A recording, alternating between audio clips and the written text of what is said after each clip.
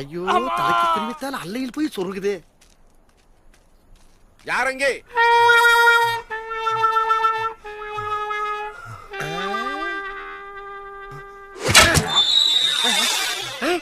இந்த அம்பு எங்கே? என்னடா மறுபடியும் சோதனையாக இருக்கின்றது. என்ன அமைச்சரே, கிழக்கே குறிவைத்தால் மேற்கே பாய்கிறது. கவலை வேண்டாம் அண்ணா, சித்திரமும் கைப்பழக்கம் பழக பழக எல்லாம் சரியாகிவிடும். எப்படியும் தங்களை காரி துப்பிய கரடியை பழிவாங்க வேண்டும். அதற்காக 10 வீரர்களை இழந்தாலும் பரவாயில்லை.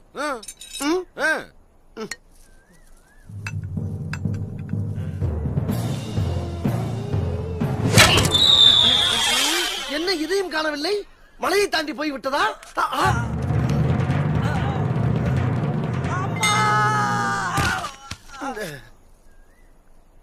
அமைச்சரே, அண்ணா, அம்புக்கும் எனக்கும் ராசி இல்லையோ? அப்படியெல்லாம் ஒன்றுமில்லை. பிறகு பயிற்சி எடுத்துக் கொள்ளலாம் அண்ணா. எடுக்கலாம்.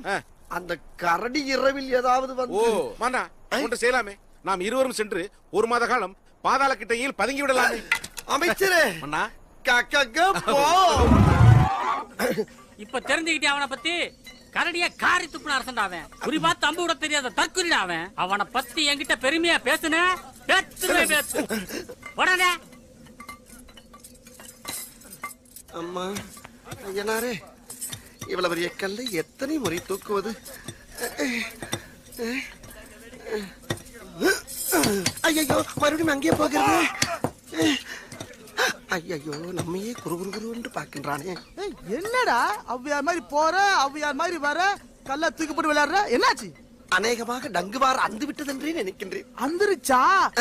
ஒழுங்கா வேலை செய்யலனா மிச்சம் மீதி அந்துரும். போய் மறுபடியும் அந்த கல்ல தூக்கி மேல போடு. ஆகட்டுங்க, ஆகட்டும்.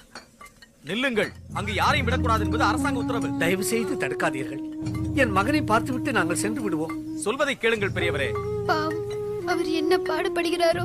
அழாதே அம்மா, புலிகேசி மன்னரை சந்தித்து நேரில் முறையிடுவோம். இந்த தங்க கிணறு தொடங்கி வச்சதுக்கு என் புத்தியை செருப்பால் அடிக்கணும். தொடங்கி வச்ச ராஜாவே நோண்டி நொங்கு எடுக்கிறானுங்களே, நான் என்ன செய்வேன்? அம்மா முடியல.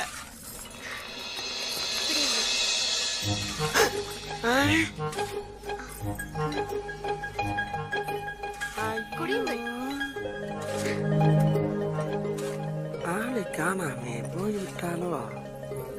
வருகிறார். மயங்கி கிடப்பது போல் நடித்தது போதும், எழுந்தறியுங்கள்.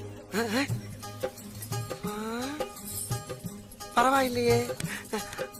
ஆமாம், எப்படி கண்டுபிடித்தாய்? இணைய போகும் இதயத்திற்கு தெரியாதா? இணைய போகும் இதயம். அடாடாடாடா, நீ சொல்லுகிற வார்த்தையை கேட்டவுடன் என் பாதத்தில் இருந்து புல்லரிப்பு ஏற்பட்டு அப்படியே மேலே ஏறி கபாலத்தில் இருக்கும் முடி அனைத்தும் கம்பி போல் எழுந்திருக்கிறது.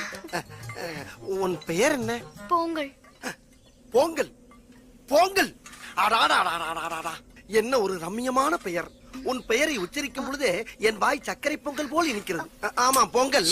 நான் உங்களை போங்கல் என்றேன். அந்த பொங்கலா? சரி, உன் பெயர் தான் என்ன? என் பெயர் சூலாயினி. சூலாயினி, இதுவும் மாலை சுண்டி இழுக்கும் பெயர் தான். அப்புறம் போதும் ஐயா. சரி, கொய்யா சாப்பிடுறீங்களா? கொய்யா? நீ சொல்வது மெய்யா?